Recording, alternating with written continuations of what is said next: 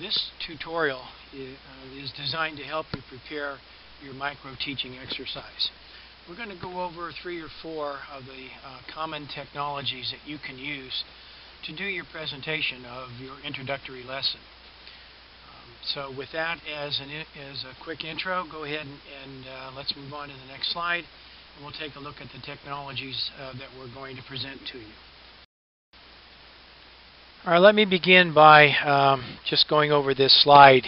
And before we even talk about this, first of all, you can use any technology that you would like to create your video introductory lesson.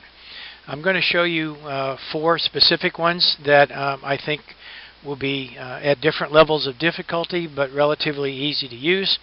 But if you are if you use one of any other audio-visual creation software packages on a routine basis, and that's what you want to use, and you can get it to me so I can look at it, it will be acceptable. Okay?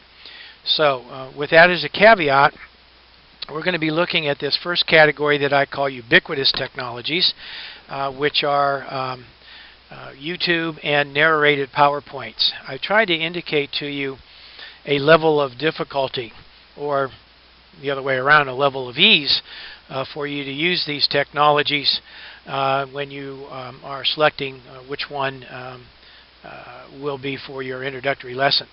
Okay, so it gives you some idea. For example, I think YouTube, as you're going to see in a minute, is going to be the easiest. Narrated PowerPoint, you're probably familiar with PowerPoint. We're just going to quickly show you how to insert audio, and that will certainly be acceptable for your lesson. For those of you that own PCs, you may have downloaded the free Movie Maker package. I use it all the time, including many of the videos that I have for this course. It's a little bit more challenging because you have to, first of all, make the movie, and then you have to convert it into a format that everybody else can see. Not really that hard, but I would say it's at a level 1 notch above PowerPoint. Same way with iMovie. If you are a Mac user, I'm not going to be able to help you out a whole lot with iMovies. I'm not a Mac user myself, but I wanted to let you know that that is available to you, and you certainly have some expertise, some experts on the RMU campus that can help you with that if that's your choice. Once you decide which of these technologies you're going to use for your presentation, and you create your presentation, then I'm going to talk about the different ways in which you're going to make that introductory lesson available. And finally, we'll offer you some help and assistance, at least 4 different levels of help as you're finishing this assignment. Now remember, as we go into this, you should have already watch the introduction to micro-teaching exercise number 1. So again, you recall that what you're doing now is you're creating your introductory lesson for your course. So it doesn't have to be very long.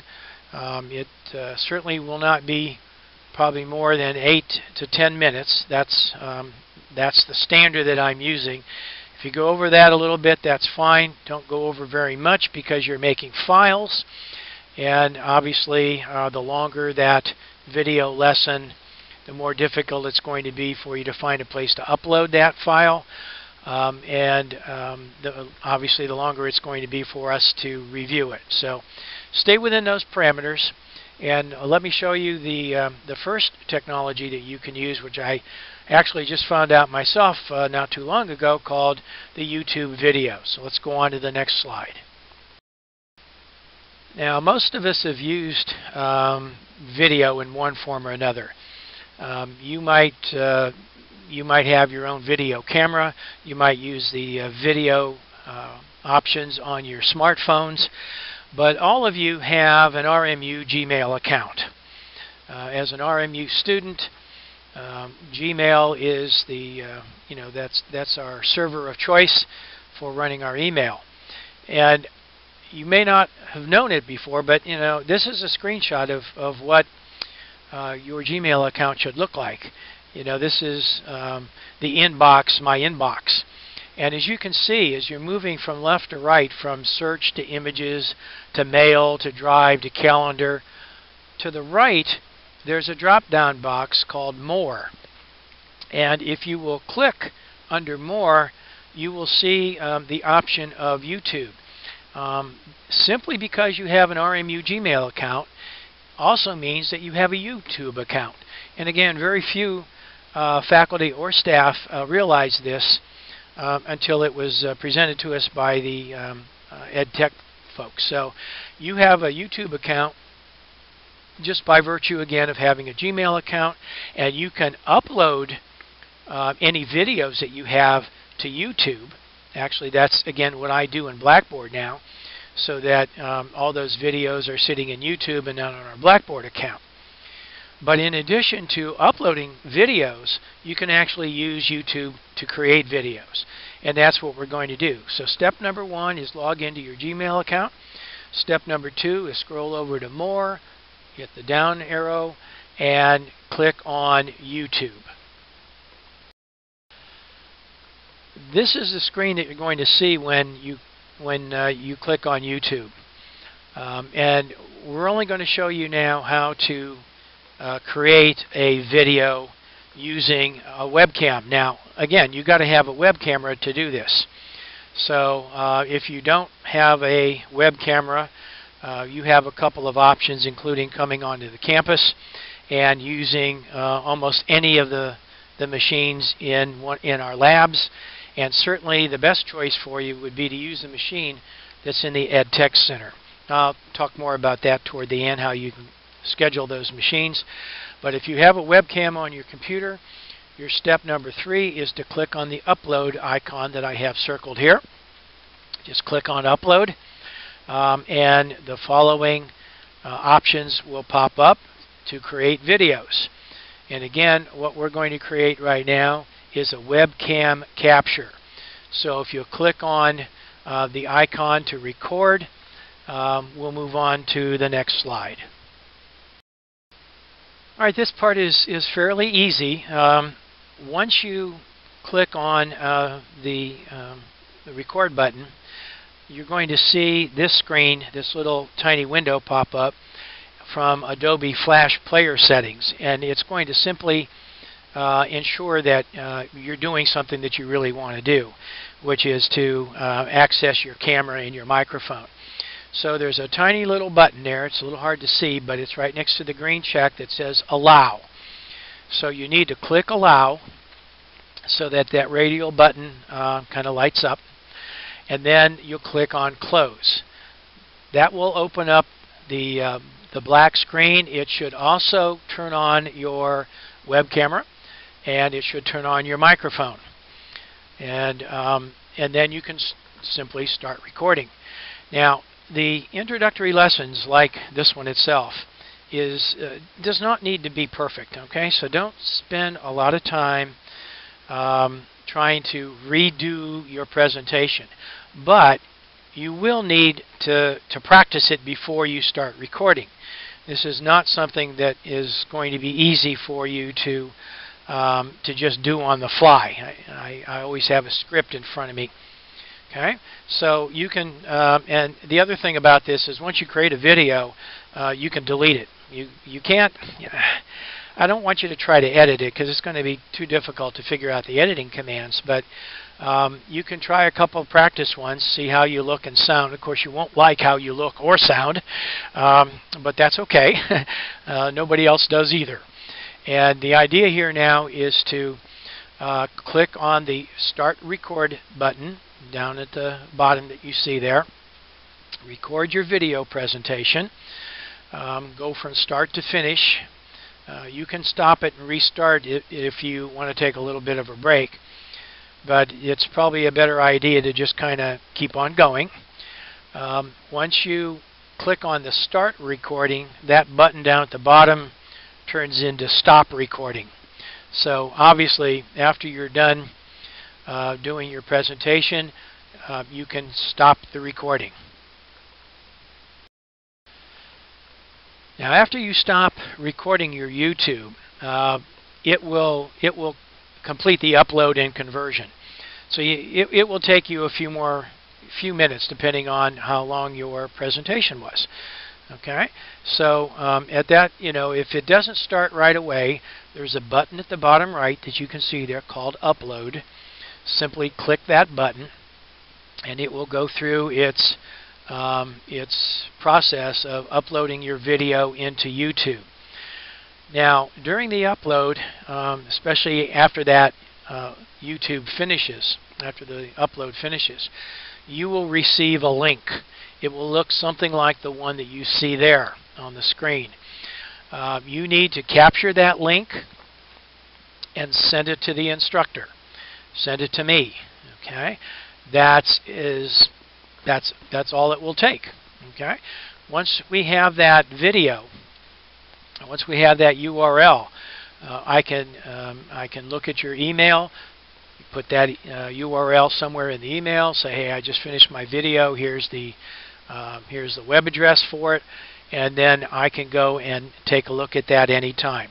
So again, please use YouTube technology to consider creating your introductory lesson. Okay, as I mentioned, after each one of these technologies that we're going to talk about, I'm going to mention how to make your lesson available. So again, if you created a YouTube video, all you need to do is send me an email, and you will inform me that the file was created and provide me the URL for that video. At that point, you're done with creating your lesson. That's all you need to do. Let's take a look at how to create our introductory lesson next using the narrated PowerPoint. Now, I'm not going to spend too much time on how to create a PowerPoint presentation. I'm going to assume that you know how to do that. When we get to Class 4 and Class 5, you're going to be spending time learning how to create a very advanced PowerPoint presentation called an interactive lesson.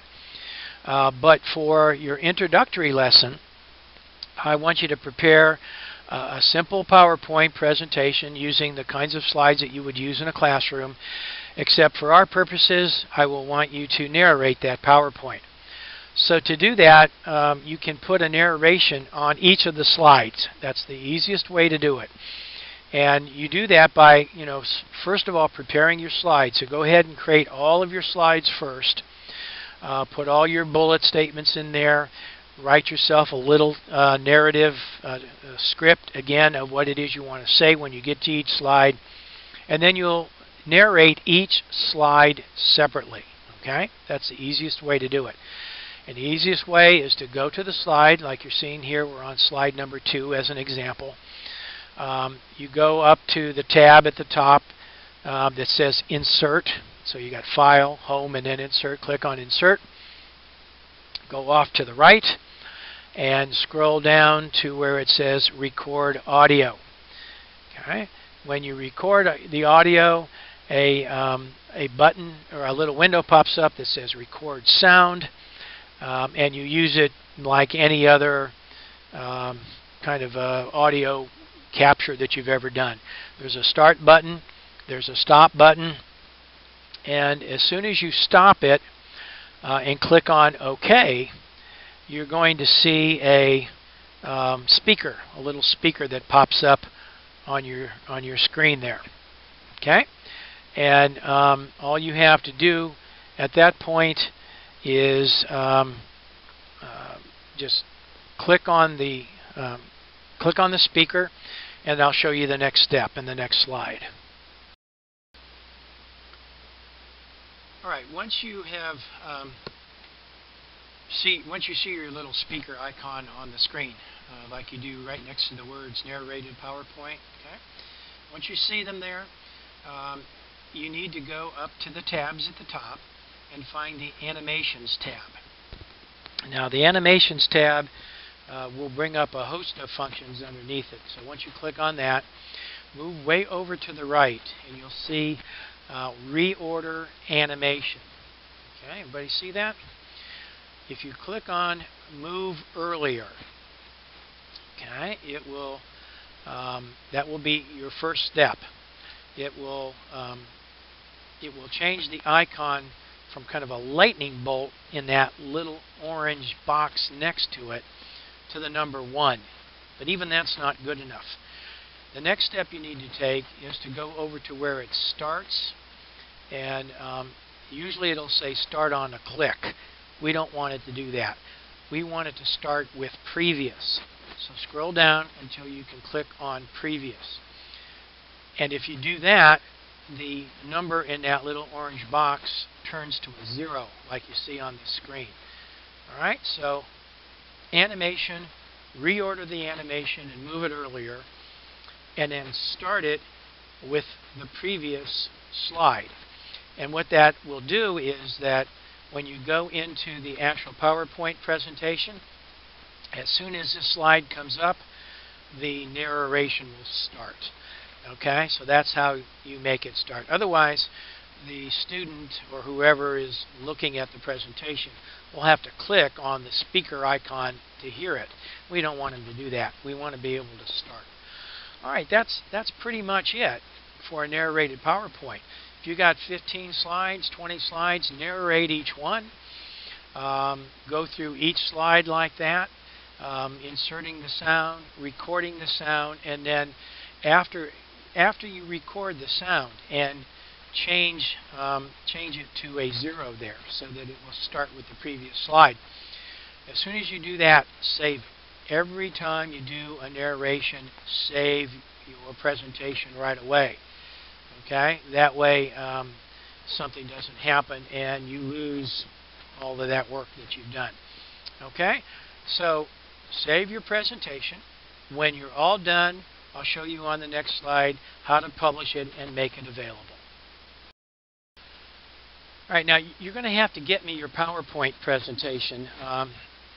Usually, if we try to do these narrations and you try to send it to me as an email attachment, as a PowerPoint, one server or another is going to stop it because it's too big.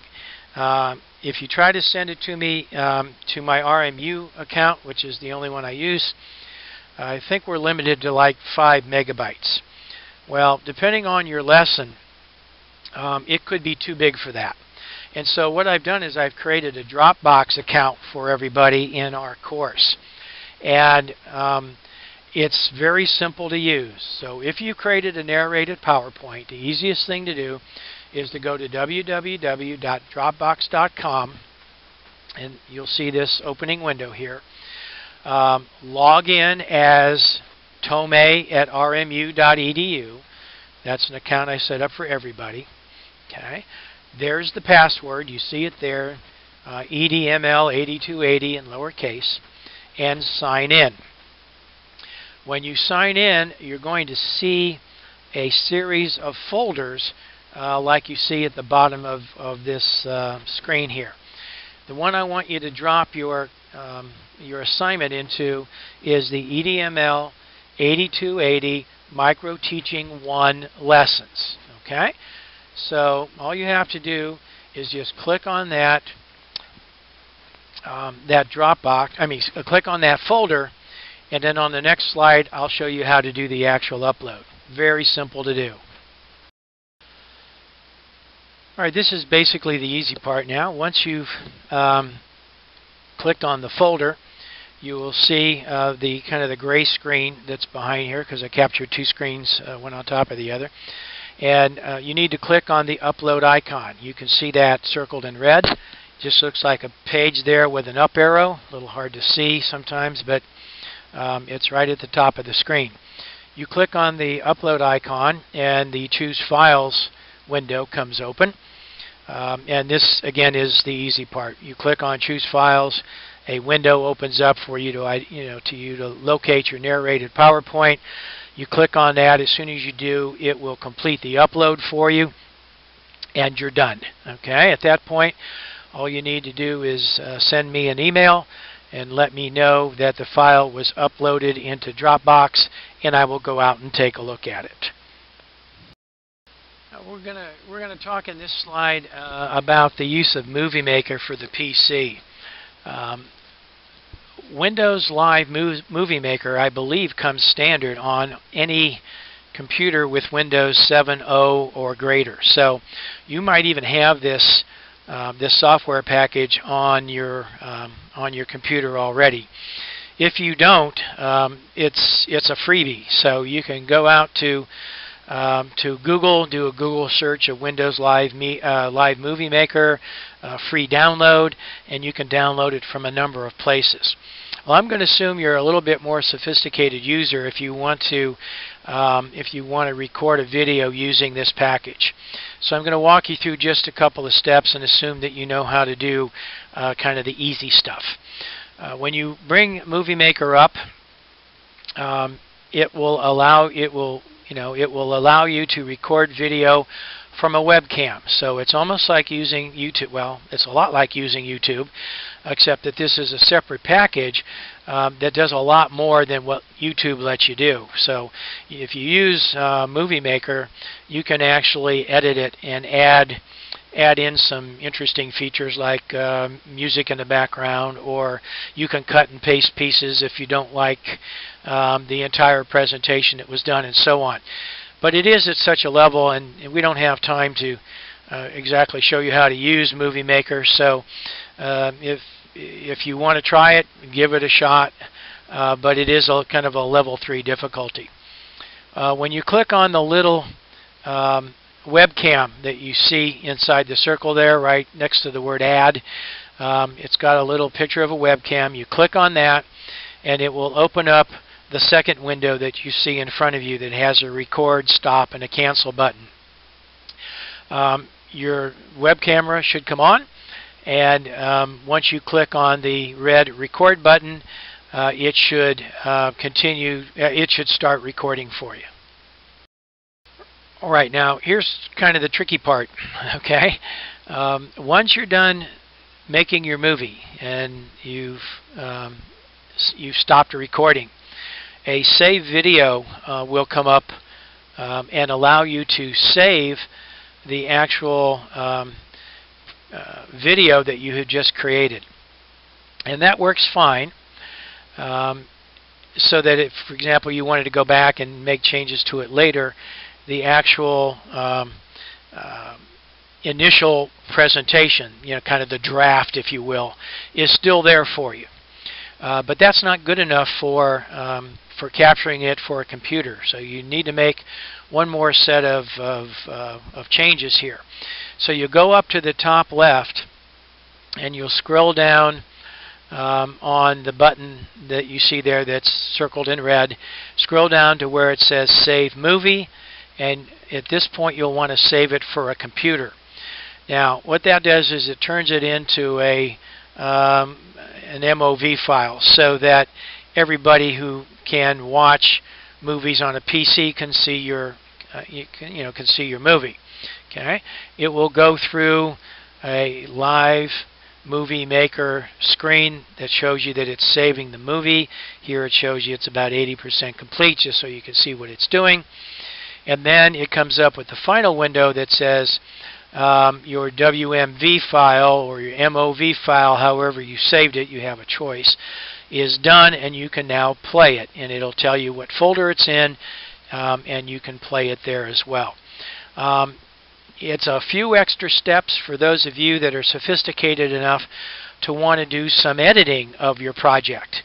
Okay, so when you first create a Movie Maker video, it's called a project.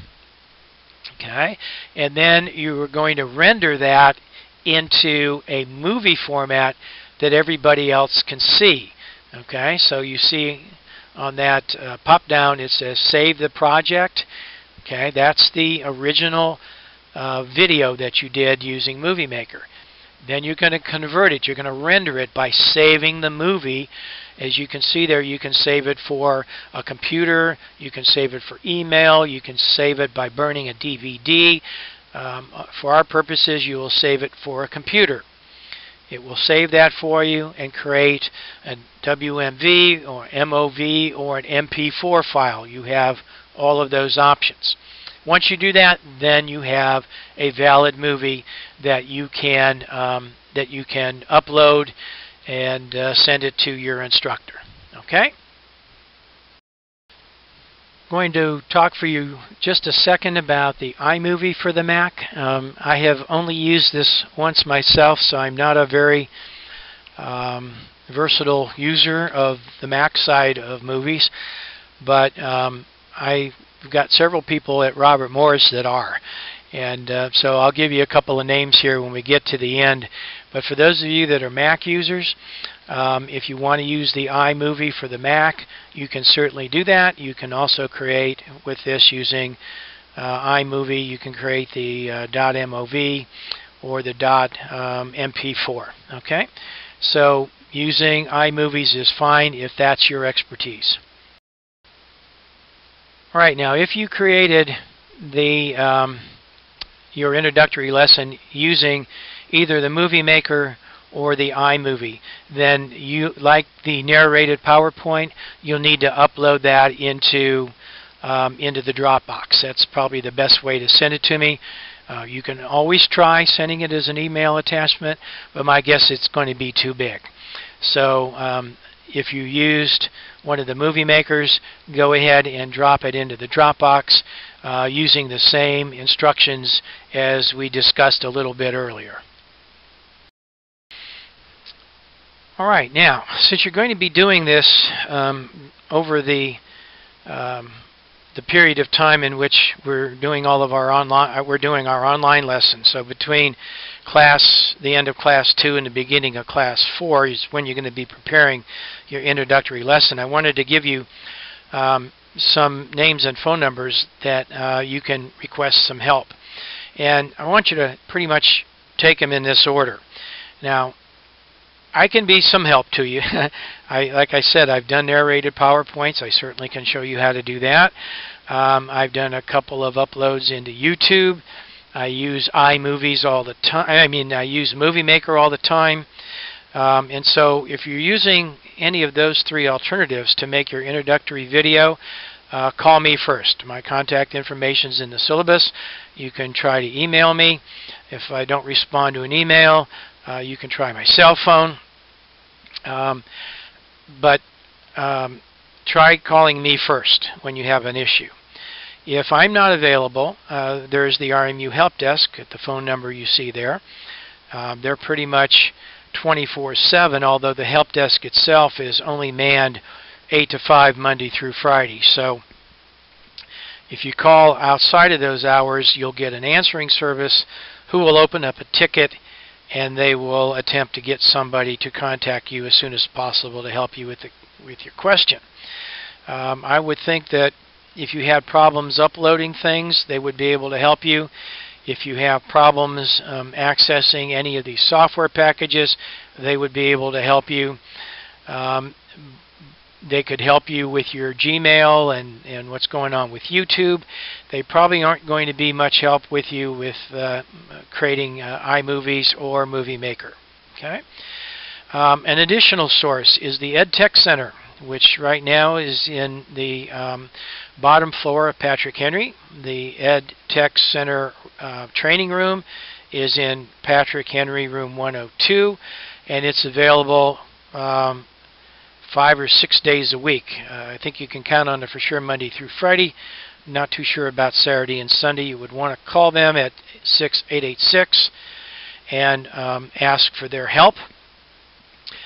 Certainly the EdTech Center would be available for you to use the computers. All of the computers in there have webcams on them, and so you'll be able to use those resources if you do not have a webcam on your computer and you want to try using those. And then finally, there's an individual here. His name is Chris Gribshaw. Chris is just an enormously talented young man, and he has been working with the doctoral program for a number of years. You can call Chris at email him first, because he has both a work phone and a cell phone. He's moving back and forth between the two. So try emailing him first, and then setting up a time where you can actually talk to him. So all of these resources are available for you. But here's the kicker. You know, I want this assignment for micro-teaching exercise turned in by the beginning of our class, class number 4. All right, so you'll have at least 2 full weeks to work on your lesson after after you've read all of the materials that are part of class 3 and watch the videos in 3 and so on. You should be able to create your introductory lesson fairly quickly. But I caution you, do not wait until the day before to start working on your video, because you know how technology is. It's one of the lessons that you're going to learn in 8220 here, is that, or I mean 8280, is that there'll always be some challenges. So try to get a jump on that as soon as you can. No special awards or points for using any one of these technologies that I've suggested to you. I would be just as pleased to see a narrated PowerPoint as I would to see a a presentation on YouTube or something that you've done with one of the movie makers. So use whichever technology is most comfortable for you. I'm more interested in the introductory lesson and how you converted your syllabus for that introduction into your first course that you're going to be teaching in higher education. So with that, good luck on micro teaching exercise number 1, and I'm certainly looking forward to seeing the results of your efforts.